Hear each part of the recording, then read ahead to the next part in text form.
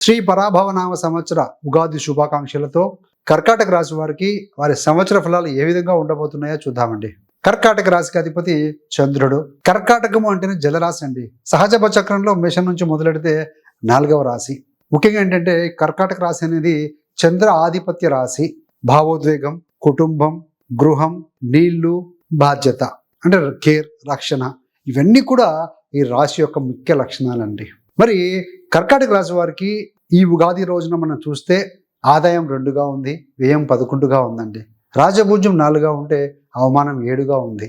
ఆదాయం 2 అంటే ఈ సంవత్సరం భారీ ఆదాయ వృద్ధి అనేది కాస్త తక్కువగానే కనపడుతుంది. అంతగా ఎక్స్పెక్ట్ చేయడానికి లేదు.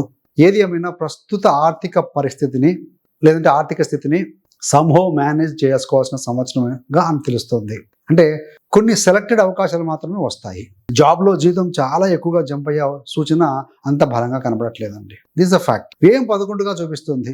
అంటే ఖర్చులు మాత్రం కాస్త ఎక్కువగా ఉంటున్నాయి ఇన్కమ్ కంటే తెలుస్తుంది. ఏ విధంగా ఉండొచ్చు అయ్యానంటే మీ యొక్క ఫ్యామిలీ అవసరాలు, మీ యొక్క ఇల్లు, వాహనము, ఏదైనా ఇంట్లో రిపేర్లు కావచ్చు, వాహన రిపేర్లు కావచ్చు, ఇతరత్ర పిల్లల ఫీజులు కావచ్చు, వైద్య ఖర్చులు కావచ్చు, పెద్దవారి యొక్క ఆరోగ్యానికి సంబంధించిన ఖర్చులు కావచ్చు, సోషల్ ఫంక్షన్స్కి వెళ్తూ ఉంటారు దానివల్ల కావచ్చు, బంధుమిత్రుల యొక్క బాధ్యతల వల్ల కావచ్చు, ట్రావెల్ వల్ల కావచ్చు, దానాలు, ఆధ్యాత్మిక ఖర్చులు, ఇవన్నీ కలిపి ఆర్థికంగా టైట్గా పరిస్థితి ఉండే అవకాశం అయితే బలంగా కనపడుతుంది. ఈ సంవత్సరం అలా ఉంది. రాజభూజ్యం 4గా ఉందండి. మీకు గౌరవం, పేరు, రిప్యుటేషన్ మాత్రం సగటు కంటే కూడా మెరుగ్గానే ఉంటుంది. No doubt at all. కుటుంబంలో కానీ, బంధువుల్లో కానీ, సంఘంలో, సొసైటీలో కానీ ఇతను లేదా ఈమె బాధ్యతతో చూసుకునే మనిషి అనే అభిప్రాయం మీ మీద బలంగా ఉంటుందండి. డబ్బులు తక్కువగా వస్తాయి కానీ పేరు మాత్రం బాగుంటుంది. అవమానం 7గా ఉంది.